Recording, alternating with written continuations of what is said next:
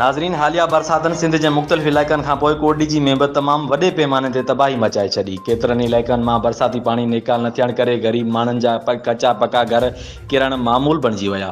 पर अफ़सोस जो मुख़्तियार कार कोटडीजी ऐं यूसी सेक्रेटरी अवाम के बुनियादी सहूलतूं ॾियण बदिरां रोलड़े जो शिकार बणण लॻा आहिनि। अहिड़ी तरह यूसी देसो जो रहायशी अली गौहर शेख पंहिंजी बेवसी ज़ाहिर करे छॾी।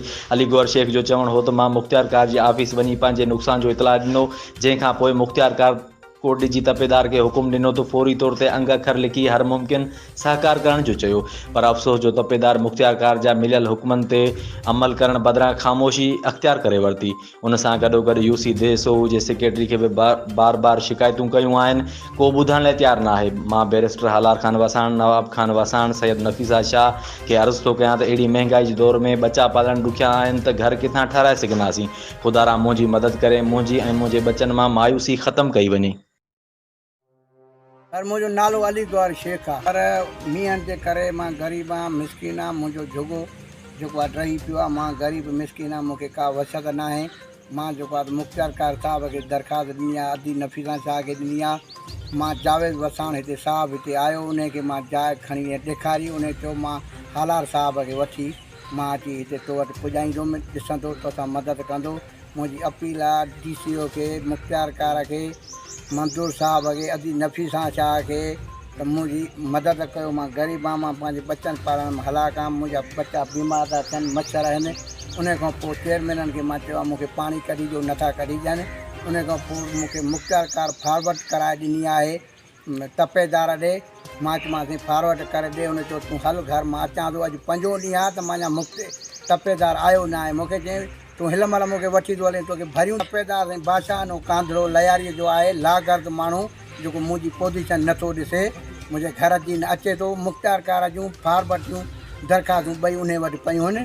कमाल साहब मुख़्तियार कार आहे, उहो मुंहिंजो शाहिद आहे इन ॻाल्हियुनि जो। मां गरीब आहियां, मिसकिन आहे, मुंहिंजी मदद कई वञे। असांजी यूसी सेक्रेटरी साईं तनवीर गोपांग साहब आहे काइम ॻोठ जो, उन ॾे वियो आहियां। मां चयोमांसि पाणी मूंखे कढाए ॾे। उन चयो मामा तुंहिंजी इज़त आहे, उन पाणी न कढाए ॾिनो। अनवर नाइब चेयरमैन आहे, उनखे चयमि पाणी कढाए ॾे, उन न कढाए ॾिनो। माना मुंहिंजो पाणी मुंहिंजे घरनि में हे मुंहिंजा ड्रही पिया आहिनि, हे मुंहिंजी हालत आहे मुंहिंजे बचनि जी। उनखे बि साईं अनवर खे उनखे चयो आहे, उनखे उन खां बाद मुंहिंजो अर्ज़ु आहे त माना मुंहिंजी जेका हितां मदद कई वञे। हालार साहब साईं उहो कोन्हे, यूसी चेयरमैन साईं जुमन कांधड़ो आयो ई न आहे साईं। उनखे का परवाह ई न आहे, उनखे वोटनि वठण जी परवाह ई बसि। अच्छा, आयो ई न आहे, लड़ियो ई न आहे। अच्छा, जेको आहे त 2 कमरा, अॻियों विरांडो, अॻियों जेको आहे त लांडी हुई। इहा तव्हां हालत आहे, तव्हां अॻियों तव्हांजी मालूमात आहे। ॾिसो मतिलबु मुंहिंजे ख़ुदा सर असांजो अर्ज़ु आहे त असांखे न को तंबू आहे, न कोई लांडी आहे, न को मनव आहे। असांजा बच्चा इहे खटूं इहे पाणीअ में, इहे मच्छरनि में खाजूं था पिया। तव्हांजे अॻियों मालूमात आहे सच्ची, मतिलबु कोई अजो ई न आहे, न मनव, न तंबू, न तर। मां दरख़्वास्त ऐं DCO साहब खे दरख़्वास्त, मुख़्तियार कार खे दरख़्वास्त, अदी नफ़ीसा शाह खे दरख़्वास्तूं कयूं। मंजूर साहब साईं ॿाहिरि मुल्क आहे, उहो असांजी हेल्प कंदो आहे, मदद कंदो आहे, वॾी असांजी नज़र कंदो आहे। पर उहो आहे कोन हिते।